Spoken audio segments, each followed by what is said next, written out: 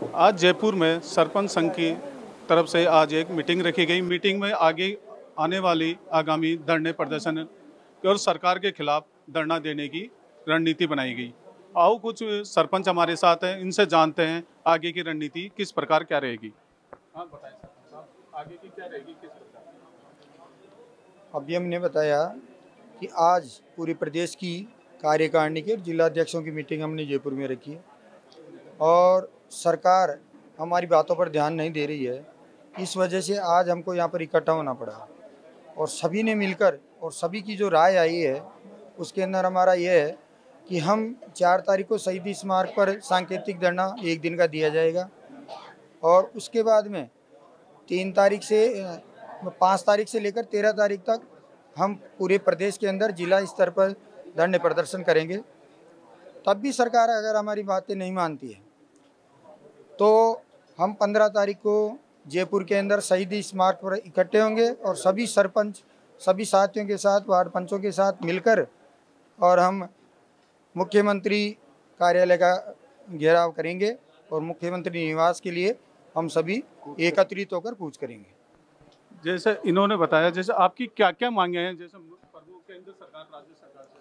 देखो, सरपंच होता है गांव और गरीब का चुना हुआ एक जनप्रतिनिधि होता है। गांव के गरीब की आवाज बन करके सरपंच बनता है और सरपंचों को अगर काम करने के लिए पंचायत के बिजली के बिल के भुगतान के लिए अगर पैसा नहीं हो तो पंचायतें क्या करेंगी? उनको राजस्थान के मुख्यालय पे आकर के धरने प्रदर्शन करने पड़ेंगे। और ऐसा कार्यक्रम राजस्थान के प्रदेश अध्यक्ष भाई बंशीधर जी गढ़वाल के नेतृत्व में पूरे राजस्थान में धरने प्रदर्शन चल रहे हैं। मुख्य मांगे क्या क्या हैं? मुख्य मांगे हमारे जो बजट के पैसे हैं, बजट सीएफसी के इनके जो पैसे केंद्र सरकार से आए हुए हैं, राज्य सरकार का फंड है, सरकार वो पैसे दे नहीं रही है सरपंचों को। और सरपंचों के हक अधिकार के पैसे थे 297 करोड़ रुपए, वो बिजली विभाग को ट्रांसफर कर दिए। ऐसी राजस्थान सरकार द्वारा हठधर्मिता की जा रही है। उन पैसों को लेने के लिए हम हक अधिकार की लड़ाई लड़ने के लिए सब एकत्रित हैं। कितना पैसा है आपका? करीब 4000 करोड़ रुपए प्रत्येक पंचायत के हिस्से में लगभग 50 लाख रुपए आता है। तो सरकार किस कारण से अटका रखी है? सरकार रेवड़ियां बांट रही है दूसरे डिपार्टमेंटों को। आगामी चुनावी वर्ष आ रहा है, चुनावी वर्ष में पंचायती राज के पैसों को हड़प करके इधर उधर करना चाहती है। जैसे अभी सरकार ने राहत कार्य वो चला रखे हैं, कैंप लगा रखे हैं, तो उसका किस तरह से आप सहयोग कर रहे हो या नहीं कर रहे हो? सारे सरपंच राजस्थान सरपंच संघ कोई भी उनका बहिष्कार कर रहा है। एक भी सरपंच उनके साथ में नहीं है, कैंपों में नहीं जा रहा। कारण क्या है भाई? सरकार से आपकी वार्ता भी हुई थी पिछली एक बार, तो फिर भी उस समझौता हुआ था, फिर उस समझौते के बाद में भी फिर धरना प्रदर्शन। समझौता में उसमें लागू नहीं की, उसके अंदर और सारे सरपंच दोबारा वापस धरना प्रदर्शन कर रहे हैं। अभी कितने सरपंच यहाँ जयपुर में धरने पर आएंगे? 11,000 से अधिक सरपंच है वो आएंगे, क्योंकि ये दर्शाता है लोकतंत्र क्या होता है। जनता का जनता के लिए, जनता द्वारा शासन ही लोकतंत्र होता है। और जो सरकार है वो एक कुशासन दिखा रही है। आज यहाँ जितने भी सरपंच है, ये दिख रहा है कि गांव की सरकार यहाँ बैठी है, कि रूरल एरियाज में किसी भी प्रकार का डेवलपमेंट में काम नहीं हो पा रहा है। क्यों? क्योंकि जो कांग्रेस सरकार है वो हमारी मांगों को बिल्कुल उस पर चिंतन नहीं कर रही है। और उसका जवाब हम जब देंगे आगामी चुनावों पर। ऐसा तो है नहीं कि सरकार अपने आप केंद्र में या राज्य में आके बैठ जाएगी। चुनाव में जिताएगा तो उनको गाँव में बैठा हुआ आदमी ना, आप वोट बैंक के लिए हमको यूज कर लेते हो, लेकिन क्या होता है आप बनकर बैठ जाते हो और किसी भी प्रकार की गांव की समस्याओं को उनको नहीं देखते हो। महंगात राहत ये जितने भी कैंप चल रहे हैं, आप इनसे क्या कर लोगे जब आज गांव का आदमी प्रत्येक यहाँ दर्शा रहा है वो कितना परेशान है, चाहे वो अपनी किस्तों को लेकर हो, चाहे वो आवास को लेकर हो। हर पोर्टल बंद होना, खास सुरक्षा। आप रेवड़िया वितरण कर रहे हो। रेवड़िया वितरण करने से हमारा तो युवा जो वर्ग है वो एक तरीके से डिक्लाइन में ही जा रहा है ना। पंचायती राज का मतलब क्या होता है? 72 और 73 अमेंडमेंट एक्ट से जोड़ा गया है कि एक सेल्फ गवर्नमेंट बनेगी हमारे स्टेट के अंदर। तो उसकी तरह से एक विनाश हो रहा है ना। ये सरकार बिल्कुल नहीं सुन रही है और इसका जवाब देना पड़ेगा। ये लोकतंत्र की परिभाषा नहीं दिखा रहा है, ये एक ऑटोक्रेसी को दिखा रहा है। सरकार अपनी डिक्टेटरशिप कर रही है, मनमानी कर रही है और ये लोकतंत्र में बिल्कुल जायज नहीं है। और इसका जवाब हम देंगे। विधानसभा घेराव करना पड़े, चाहे मुख्यमंत्री जी का आवास का घेराव करना पड़े, हम अपनी मांगों पर अड़े रहेंगे और अपनी मांगे मनवा के रहेंगे। सरकार तो ये कह रही है, हमारी वार्ता चल रही है, हमारे जो रात कैंप पे उनमें सारे सरपंचों का सबका सहयोग रहेगा इसमें। ऐसा कुछ नहीं है। अगर वार्ता चल रही होती तो आज हम यहाँ कॉन्फ्रेंस करने क्यों आते?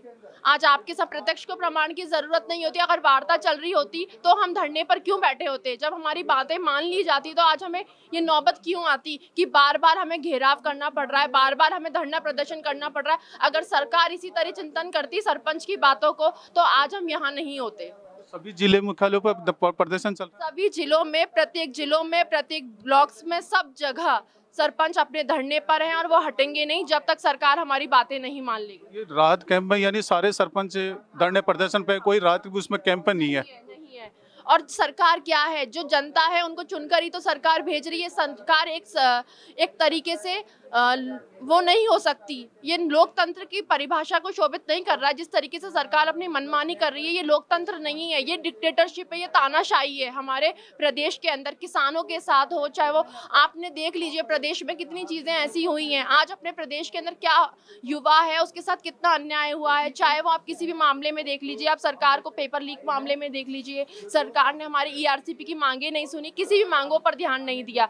क्यों ऐसा हो रहा है? क्योंकि आज सरकार एक तानाशाही सरकार सिर्फ कैंप लगानों से ये सोच रही है कि सरकार वापस आ जाएगी। ऐसा कुछ नहीं होगा। जब तक सरकार हमारी बातें नहीं मानेगी, हम रूरल एरियाज वाले लोग, जैसे गांव में सरपंच लोग हैं, सरपंच के बगैर लोग, जैसे सरकार ने कैंप लगा रखे हैं, फिर गांव वालों को कैसे राहत मिलेगी? वही ना, गांव वालों का जब हम मुद्दा यहाँ रख रहे हैं, जब सरकार हमारी बात सुनेगी तब हम जब अपने कैंपों में लौटेंगे तभी तो वो सक्सेसफुल होगा उनका। सरकार तो सभी ग्रामीणों में सभी जगह कैंप लगा रही है, फिर कैसे यानी उन गरीब आदमी, गरीब व्यक्ति को कैसे मिलेगा? जब सरकार अगर गांव वालों के लिए इतना ही सोचती तो उनके बजट का पैसा क्यों नहीं दे रही है? जब ये महंगा रही तो शिविर कैंप लगा रही है सरकार अपना एजेंडा जो सपना प्रोटोकॉल है वो कर रही है। लेकिन आप हमारी बातें भी तो सुनिए, हम अपनी बातों पर भी तो सही है ना।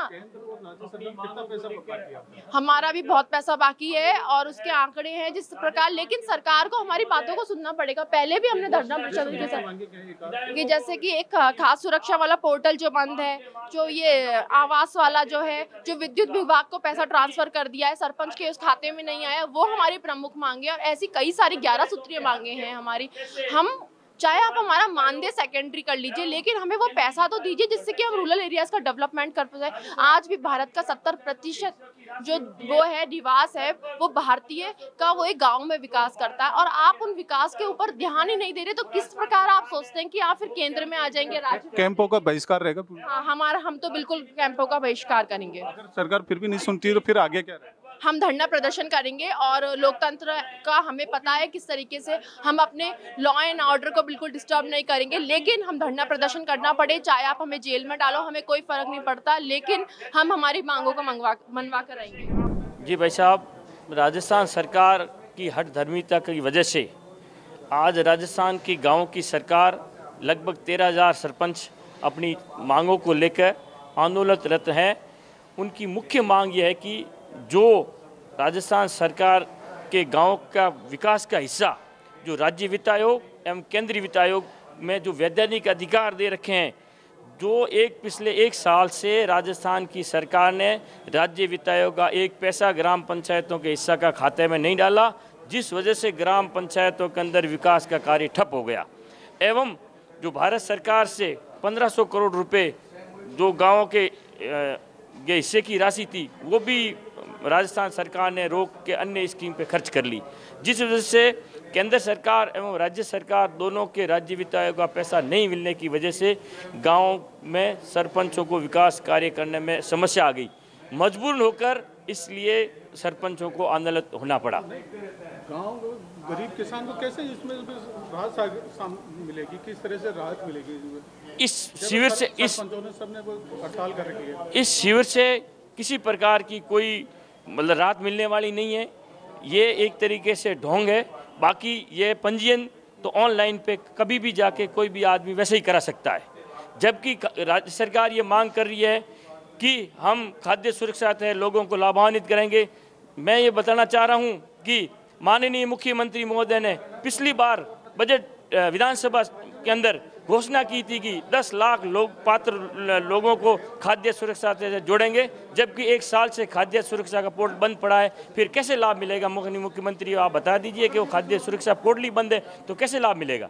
वो तो ये कह रहे हैं कि किसानों का हमने कर्जा भी माफ कर दिया। मैं ये बताना चाहूँगा कि स्वागत योग्य है, माननीय मुख्यमंत्री महोदय ने 2 लाख तक का किसानों का कर्जा माफ़ किया। वो जो ग्राम सेवा सहकारी समिति से लोन लिए गए थे उनका ही माफ़ हुआ, जबकि जिन काश्तकारों ने राष्ट्रीयकृत बैंकों से जो कर्जा लिया था उनका एक धेला भी माफ़ नहीं हुआ।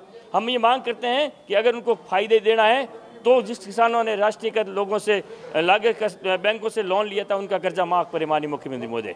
सरपंच संघ आगे क्या करेगा? हमारे अध्यक्ष महोदय ने इसके अंदर इसकी विस्तृत रूप आपको बता दी।